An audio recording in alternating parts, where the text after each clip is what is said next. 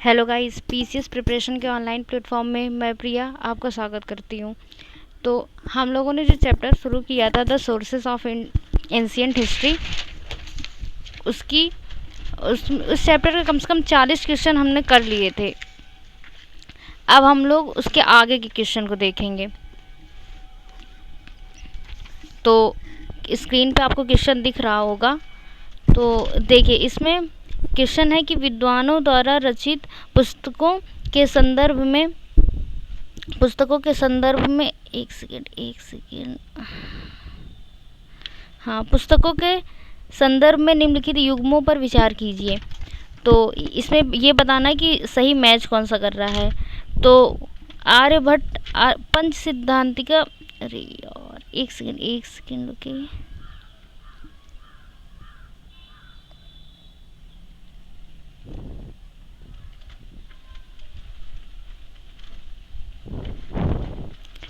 हाँ, आर्यभट्ट पंच सिद्धांतिका इनकी बुक नहीं है।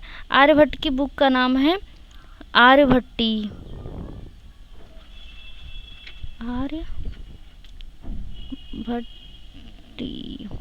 ये इनकी बुक का नाम है। दूसरा है वराहमिहिर, इनकी बुक का नाम है बृहद संहिता, ये सही है। और कालिदास, इनकी बुक का नाम है अभिज्ञान शाकुंतलम, ये भी सही है।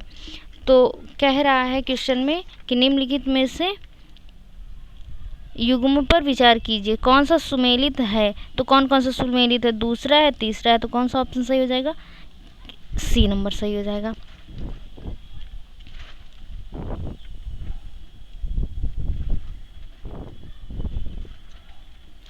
इसमें भी यही पूछ रहा है कि सुमेलित कीजिए। तो देखते हैं, लिखा हुआ है हरिसेन। हरिसेन की बुक का नाम है वृहत कथा कोश, ये तो एकदम सही है ना, ये वाला एकदम सही है। भास्कर की लीलावती है, ये भी एकदम सही है। और फिर है पाणिनि की न्याय नहीं है। हम लोग अभी क्वेश्चन सीरीज पढ़ रहे हैं, तो मैंने पाणिनि की एक बुक बताई थी। मैंने कौन सी बताई थी? अष्टाध्यायी।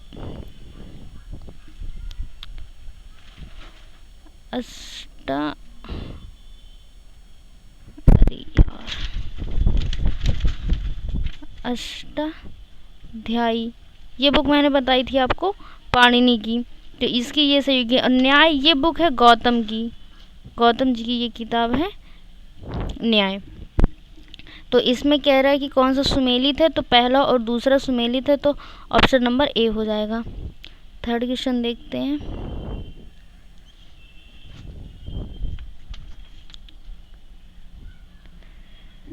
इसमें ये पूछ रहा है कि तिथि, इस मतलब ये सारी तिथियां दी हुई हैं, तो इसमें से इसका अर्थ क्या है, इसको कहते क्या है? तो बीसी मतलब होता है बिफोर क्राइस्ट, तो इसको यहाँ पे मैच करवा देंगे। और BCE का मतलब होता है बिफोर कॉमन एरा, इसको यहाँ पे लगा देंगे। CE मतलब होता है कॉमन एरा, इसको ये लगा देंगे। AD का मतलब होता है एनो डोमिनी, ये यहाँ पे ये लगा देंगे।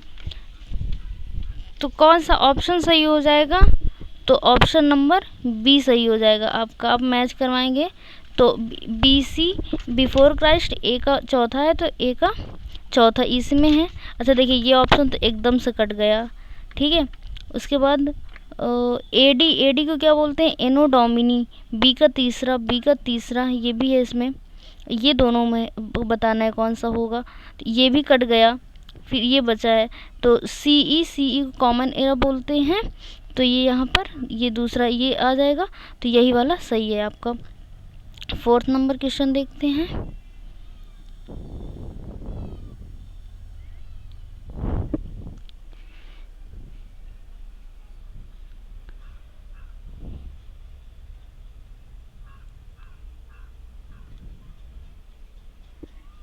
रेशम बुनकर, इसमें लिखा हुआ रेशम बुनकरों की श्रेणी का उल्लेख निम्नलिखित में से किस अभिलेख में मिलता है? तो इसमें सही जवाब हो जाएगा मंदसौर अभिलेख, इसी में इसका उल्लेख मिलता है। ये रेशम बुनकर हैं, और ये ना मतलब मंदसौर को उस टाइम पे दसपुर भी कहा जाता था, दसपुर ये कहा जाता था। और रेशम बुनकरों ये कहाँ के निवासी थे? तो लाट गुजरात, लाट एक एरिया है गुजरात में, ये वहाँ के निवासी थे। लाट कहाँ पड़ता है? गुजरात में, तो ये वहाँ के निवासी थे। नेक्स्ट देख लेते हैं।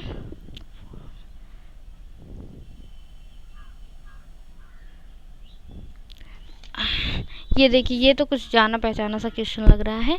इसमें पहला आया हुआ है कि प्रिंसेप द्वारा अशोक के अभिलेखों का पढ़ा जाना कब पढ़ा गया था? पहले ही पढ़ाया था ना कि एक का ये 4th हो जाएगा, 1837 में पढ़ा गया था। अब देखो आप A का 4 है कहाँ?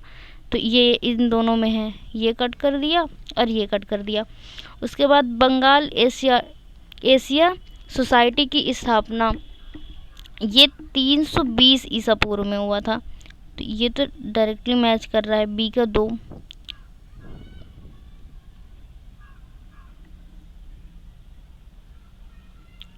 नहीं सॉरी, 1784 में हुआ था। सॉरी। इस बंगाल एशियाटिक सोसाइटी ये 1784 में होता, गलती से मैंने लिख दिया था, हाँ सॉरी।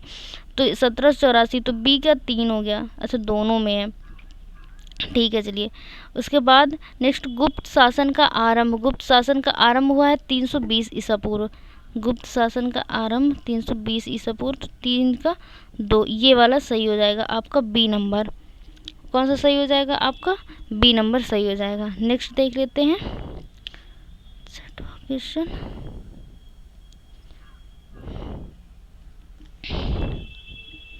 इसमें पूछ क्या रहा है कि जेम्स निम्नलिखित कथनों पर विचार कीजिए, कौन सा सही है ये बताना है। तो जेम्स प्रिंसेप ने सर्वप्रथम ब्राह्मी व खरोष्टी लिपि को पढ़ा, तो ये एकदम सही है, ये एकदम सही है। ब्राह्मी तथा खरोष्टी का प्रयोग प्राचीन सिक्कों तथा अभिलेखों में किया गया, ये भी सही है। प्राचीनतम अभिलेख प्राकृत भाषा में लिखे गए, ये भी सही है। फिर लिखा तमिल तथा पाली भाषा के अभिलेखों की रचना नहीं की गई, ये गलत है। रचना की गई है पहली बात, और दूसरी तमिल तथा पाली भाषा और संस्कृत भी है, इसमें संस्कृत भाषा का भी अभिलेख की रचना की गई थी, तो संस्कृत, ये भी आप लिख लोगे।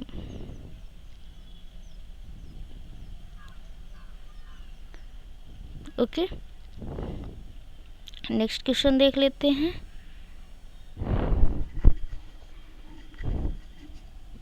नेक्स्ट क्वेश्चन है आपका कि निम्नलिखित में से कौन सा ग्रंथ ब्राह्मण वणिक की स्थिति का वर्णन करता है? तो मृक्ष कटिकम, इसका सही ऑप्शन हो जाएगा मृक्ष कटिकम। ये इसका वर्णन करता है और इसके रचयिता है शूद्रक।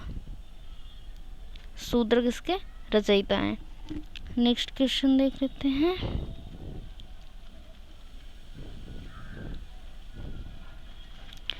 निम्नलिखित में कथनों में से कौन सा कथन सही नहीं है? सही नहीं है, यही पूछ रहा है कि कौन सा कथन सही नहीं है। तो देखिए, मनु स्मृति में चंडालों के कर्तव्यों की सूची मिलती है, सही है।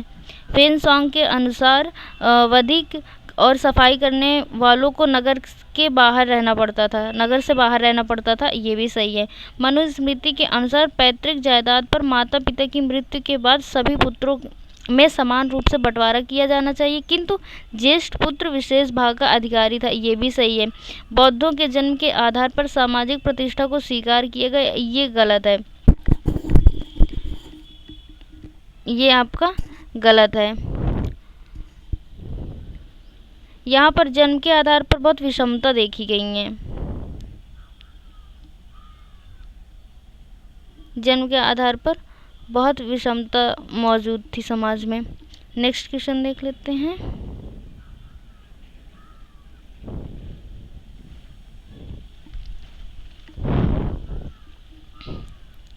क्वेश्चन है कि निम्नलिखित कथनों पर विचार कीजिए, कौन सा कथन सही है?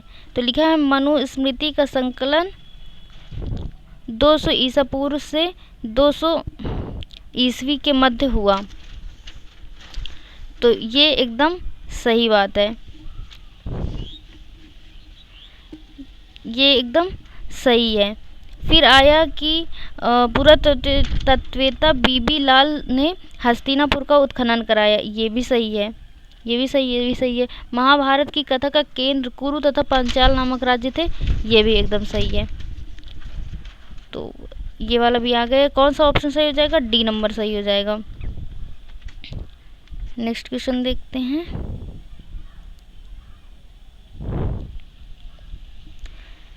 इसमें क्वेश्चन पूछ रहा है आपसे कि पाषाण कालीन जीवन के संदर्भ में निम्नलिखित में से कौन सा कथन सत्य है? 57 नंबर क्वेश्चन है। तो लिखा हुआ कि भारतीय उपमहाद्वीप में नवपाषाण काल की प्राचीनतम बस्ती पाकिस्तान के सिंध प्रांत में मिली। तो ये गलत है, सिंध प्रांत में नहीं मिली है।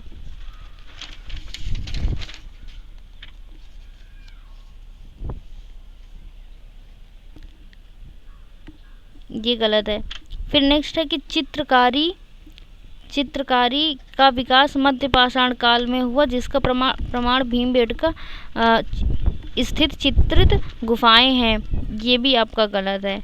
उत्तर पश्चिम में कश्मीरी नवपाषाण संस्कृति में पत्थर तथा हड्डी के तरह तरह के सूक्ष्म पाषाण का अभाव दिखता है, ये वाला एकदम सही है। बुर्ज होम में लोग रुखड़े तथा धूसर मृदभांडों का प्रयोग नहीं करते थे, ये भी गलत है। तो इसमें आपका ऑप्शन कौन सा सही हो जाएगा? ऑप्शन नंबर सी सही हो जाएगा।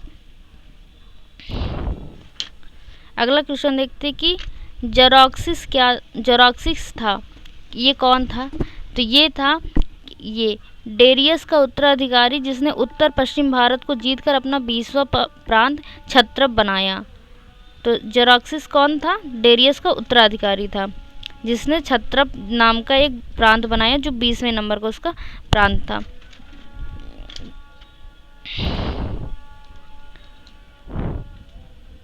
निम्नलिखित में से कौन सा वैदेशिक आख्यान भारत इटली व्यापार का वर्णन करता है?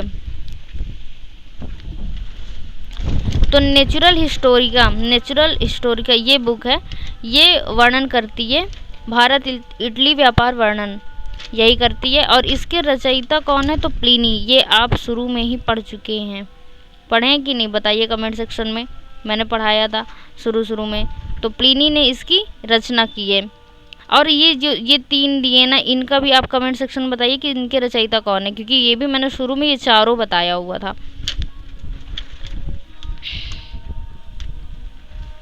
नेक्स्ट क्वेश्चन है कि प्राचीन भारत में शिलालेखों की भाषाओं और लिपियों के संदर्भ में निम्नलिखित में से कौन सा कथन सही है?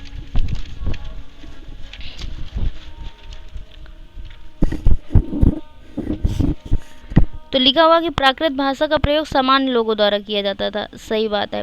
प्राकृत भाषा में लिखे गए अधिकांश शिलालेख ब्राह्मी लिपि के थे, ये भी सही है। अफगानिस्तान के शिलालेखों में अरमाइक एवं यूनानी लिपियों का प्रयोग किया गया था, ये भी सही है। ये वाला पॉइंट मैंने शुरू में आपको बताया था, अगर आपने ध्यान दिया हो तो कौन सा ऑप्शन सही हो गया? ऑप्शन नंबर डी सही होता है।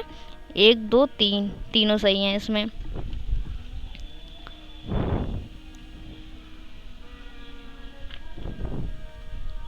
नेक्स्ट क्वेश्चन क्या कह रहा है कि पाषाणकालीन संस्कृति से संबंधित निम्नलिखित तथ्यों पर विचार कीजिए।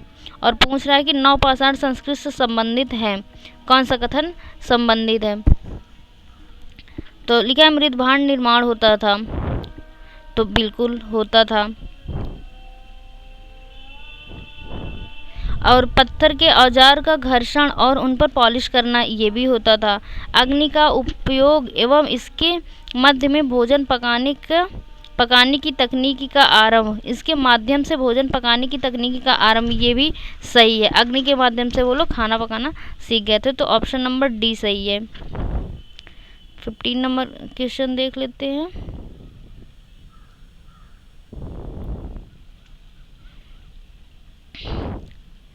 कह रहा है कि दीघ निकाय और महावस्तु नामक साहित्यिक रचनाएं किसके बारे में बताती हैं? तो विभिन्न प्रकार के व्यवसायों के बारे में, विभिन्न मूर्तियों के बारे में, विभिन्न प्रकार के मृत भांडों के बारे में, या उपर्युक्त में से कोई नहीं। तो इसमें सही जवाब हो जाएगा ऑप्शन नंबर ए, विभिन्न प्रकार के व्यवसायों के बारे में ये बताती है। ये बुक्स हैं, तो ये किसके बारे में बताती हैं? विभिन्न प्रकार के व्यवसायों के बारे में।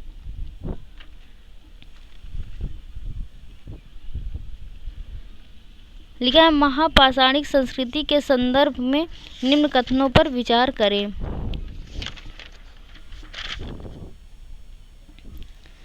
तो चलिए विचार करते हैं। फिर क्या बोल रहा है, पहला पॉइंट है इसमें कि महापाषाण कब्रों, इसमें पूछ रहा कौन सा सही है। तो महापाषाण कब्रों में वस्तु के साथ त्रिशूल भी पाए जाते हैं। तो हाँ, ये बिल्कुल सही बात है। फिर दूसरा कह रहा है इन कब्रों में खेती के औजार मृतक के साथ नहीं दफनाए जाते थे। ये ऑप्शन आपका गलत है, ये वाला आपका गलत है, ये वाला गलत है। फिर है कि प्रायद्वीपीय भारत में काले व लाल मृदभांड का प्रचलन अधिक था। ये सही है। तो पहला और तीसरा सही है। तो ऑप्शन नंबर सी इसमें सही होगा। 16-17 नंबर क्वेश्चन देख लेते हैं। लिखा है महापाषाणिक लोगों के संदर्भ में निम्न कथनों पर विचार कीजिए, कौन सा सही है। तो दक्षिण तमिल प्रदेश में कलश अवधान प्रचलित था। ये बिल्कुल सही बात है, ये भी मैंने आपको शुरुआत में बताया था। अशोक की उपाधि देवों का प्यारा को तमिल राजा ने अपनाया। ये भी एकदम सही है। ठीक है, तो इसमें एक दो दोनों सही है। तो ऑप्शन नंबर सी सही हो जाएगा। फिर लिखा है कि पाषाण काल से लेकर वैदिक काल तक हुए सामाजिक परिवर्तनों के संदर्भ में निम्नलिखित में से कौन सा कथन असत्य है। कौन सा कथन असत्य है ये पूछ रहा है। तो ठीक है, चलिए इस क्वेश्चन को भी देखते हैं। लिखा पूरा पाषाण युग में समाज खाद्य संग्राहक था। हाँ सही है, ये वाला तो सही है। तो पूछ रहा असत्य वाले में हमको टिक लगाना है। फिर लिखा है कि ताम्र पाषाण काल में लोग जमीन की ऊंचाई वाले भाग पे रहते थे और समाज खाद्य उत्पादक हो गया था। हाँ ये भी सही है। हड़प्पा काल का समाज नगरी और अश्वरोही था। नगरी तो था पर अश्वरोही नहीं था, ये एक गलत है। फिर है कि उत्तर वैदिक काल में वर्ण विभाजन स्पष्ट हो गया था। ये एकदम सही है। तो मतलब ये ऑप्शन ये वाला सही होगा। आपको पूछ रहा असत्य ना, तो ऑप्शन नंबर सी आप टिक कर दोगे।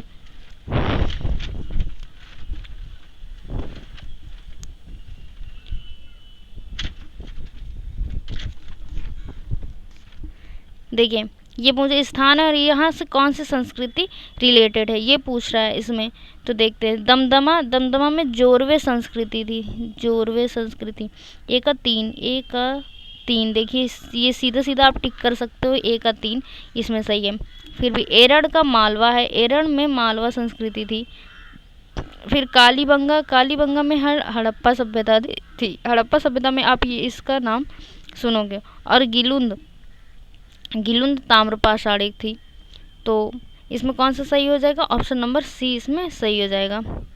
क्वेश्चन नंबर 20 है और ये लास्ट क्वेश्चन है इसमें का। तो ये क्वेश्चन इसमें क्या पूछ रहा है, ताम्र पाषाण काल के संदर्भ में कौन सा कथन सही नहीं है। इस काल में कायधा और एरन की बस्तियां किलाबंद थी। ये तो एकदम सही है। फिर इसमें आया कि इस काल में अनाज उत्पादन में क्षेत्रीय समानता थी। नहीं ये गलत है, क्षेत्रीय समानता नहीं थी, यानी ये वाला ऑप्शन आपका सही हो जाएगा। नौदा टोली नर्मदा नदी के तट पर स्थित थी। ये बात तो सही है, पर इसमें असत्य पूछ रहा है ना कि कौन सा कथन सही नहीं है, तो असत्य वाला बताएंगे। फिर इस काल में लोग लेखन कला नहीं जानते थे। तो ये बात भी सही है, उस समय लेखन काल नहीं था। तो ये आज के सेशन यहीं पर ख़त्म करते हैं। आप इन सब क्वेश्चनों को रिवाइज करते जाइएगा अच्छे से, और अगर ठीक लगता तो आप नोट्स भी बना लीजिएगा। अगर क्लास में कुछ कमी है तो प्लीज़ आप कमेंट सेक्शन में मुझे बताना कि ये कमी है, मैं उसको सुधारूँगी। So thank you so much, thank you, जय हिंद।